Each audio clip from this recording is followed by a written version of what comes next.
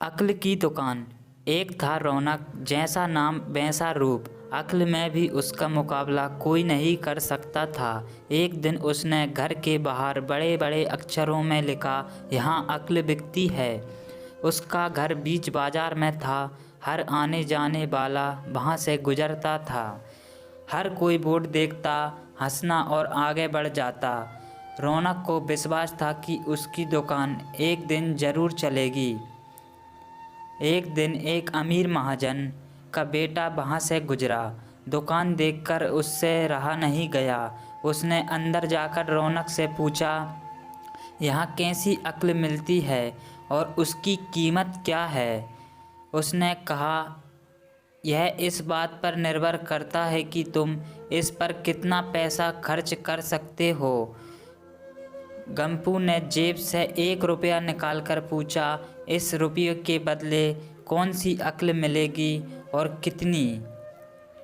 भाई, 1 रुपये की अक्ल से तुम 1 लाख रुपया बचा सकते हो। गप्पू ने 1 रुपया दे दिया।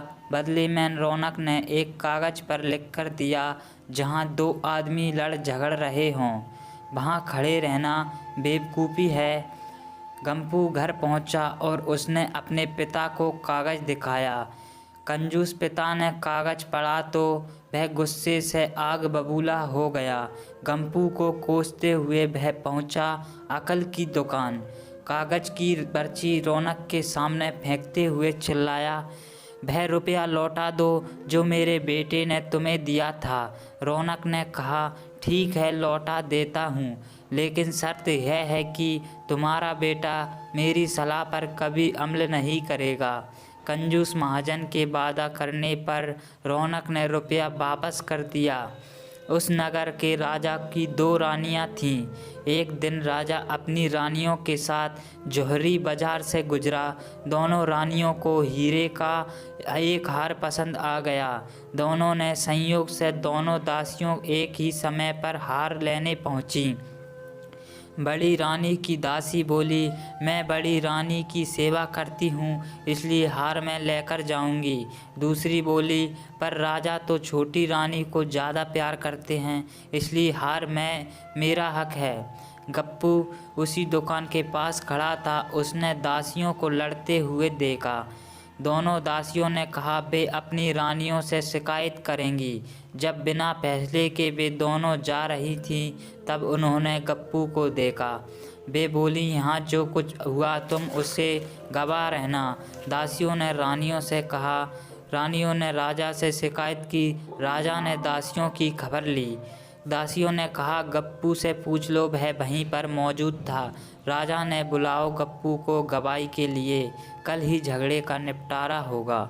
इधर गप्पू हैरान, पिता परेशान। आखिर दोनों पहुँचे अकल की दुकान। माफ़ी मांगी और मदद भी। रौनक ने कहा, मदद तो मैं कर दूंगा, पर अब जो मैं अकल दूंगा उसकी कीमत मैं 5,000 रुपये मांगता न करता। कंजूस पिता के कूड़ते हुए दिन दिए 5,000। रौनक ने अकल दी कि गवाही के समय गप्पू पागलपन का नाटक करे और दासियों के विरुद्ध कुछ न कहे। अगले दिन गप्पू पहुंचा दरबार में, करने लगा पागलों जैसी हरकतें। राजा ने उसे वापस भेज दिया और कहा, पागल की गवाही पर भरोसा नहीं कर सकते।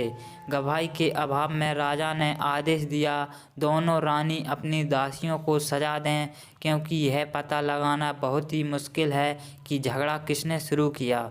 बड़ी रानी तो बड़ी खुश हुई, छोटी तो को बहुत गुस्सा आया। गप्पू को पता चला कि छोटी रानी उससे नाराज़ है, तो वह फिर अपनी सुरक्षा के लिए परेशान हो गया। फिर पहुंचा अकल की दुकान। रौनक ने कहा, इस बार अकल की कीमत 10,000 रुपये। पैसे लेकर रौनक बोला, एक ही रास्ता है, तुम वह हार खरीद कर छोटी रानी को उपहार में दो। गप्पू सकते में आ गया। बोला, अरे ऐसा कैसे हो सकता है, उसकी कीमत तो 1 लाख रुपये है। रौनक बोला, कहा था ना उस दिन जब तुम पहली बार आए थे कि 1 रुपये की अकल से तुम 1 लाख रुपये बचा सकते हो। इधर गप्पू को हार खरीद कर भेंट करना पड़ा, उधर अकल की दुकान चल निकली। कंजूस महाजन सिर पीट कर रह गया। धन्यवाद दोस्तों वीडियो देखने के लिए। अगर वीडियो अच्छी लगी हो तो चैनल को एक सब्सक्राइब कर दें और वीडियो को लाइक कर दें। धन्यवाद।